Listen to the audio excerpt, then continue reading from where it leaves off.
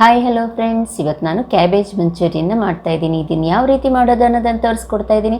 ಮೊದಲು ಕ್ಯಾಬೇಜ್ನ ಸಣ್ಣದಾಗಿ ಹೆಚ್ಕೊಳ್ಳಿ, ಹಾಗೆ ಒಂದು ಬೌಲಿಗೆ ಹಾಕಿ ಅದಕ್ಕೊಂದು ಸ್ವಲ್ಪ ಉಪ್ಪನ್ನು ಹಾಕಿ ಒಂದು 10 ನಿಮಿಷ ಮುಚ್ಚಿಟ್ಬಿಡಿ ಅದನ್ನು. ಯಾಕಂದರೆ ಅದರಲ್ಲಿರೋವಂಥ ನೀರಿನ ಅಂಶನ ಎಲ್ಲ ಇಳಿದಿರುತ್ತೆ.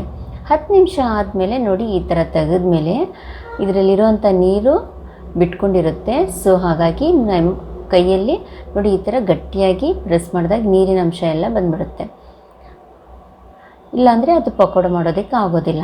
ಸೊ ಹಾಗಾಗಿ ಎಲ್ಲ ಚೆನ್ನಾಗಿ ಹಿಂಡಿ ಆ ನೀರನ್ನು ತೆಗೆದುಬಿಡಬೇಕು. ಇವಾಗ ಡ್ರೈ ಆಗಿರೋಂಥ ಕ್ಯಾಬೇಜ್ನ ಒಂದು ಬೌಲಿಗೆ ಹಾಕ್ಕೊಳ್ಳಿ.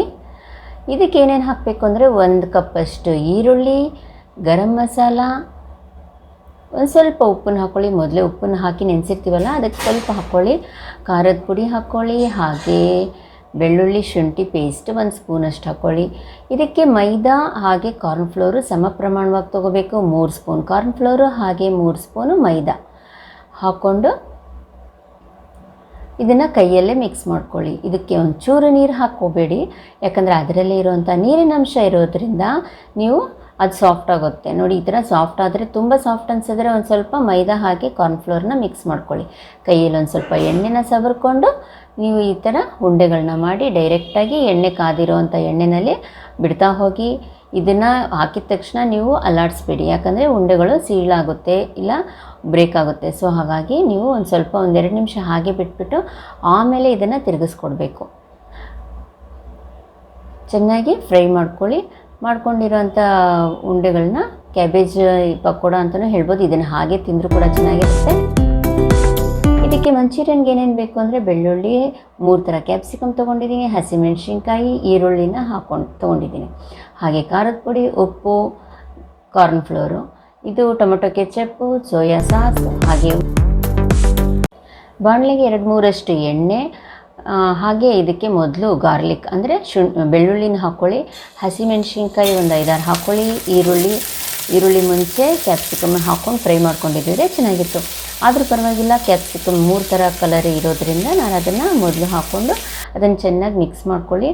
ಆಮೇಲೆ ಈರುಳ್ಳಿ ಕೂಡ ಅದರಲ್ಲಿ ಚೆನ್ನಾಗಿ ಫ್ರೈ ಮಾಡಿ. ಹಾಗೆ ಇದಕ್ಕೆ ಒಂದು ಸ್ವಲ್ಪ ಉಪ್ಪು ಹಾಕ್ಕೊಳ್ಳಿ, ಖಾರದ ಪುಡಿ, ಹಾಗೆ ಇದಕ್ಕೆ ಸೋಯಾ ಸಾಸು 1 ಸ್ಪೂನಷ್ಟು ಹಾಕ್ಕೊಳ್ಳಿ. ನಿಮ್ಗೆ ಬೇಕು ಹುಳಿ ಅಂದರೆ ಇನ್ನೊಂದು ಸ್ಪೂನ್ ಕೂಡ ಆ್ಯಡ್ ಮಾಡ್ಕೋಬೋದು. ಇದಕ್ಕೆ ಟೊಮೆಟೊ ಕೆಚಪ್ ಹಾಕಿದ್ರೆ ಇದು ಒಂದು ಸ್ವೀಟ್ ಆ್ಯಂಡ್ ಸೋರ್ ಟೇಸ್ಟ್ನ ಸಮ ಪ್ರಮಾಣವಾಗಿ ಮಾಡ್ಕೊಳ್ಳುತ್ತೆ. ಹಾಗೆ ಇದಕ್ಕೆ ಒಂದು ಸ್ವಲ್ಪ ನೀರನ್ನು ಹಾಕ್ಕೊಂಡು ಚೆನ್ನಾಗಿ ಫ್ರೈ ಮಾಡ್ಕೊಳ್ಳಿ.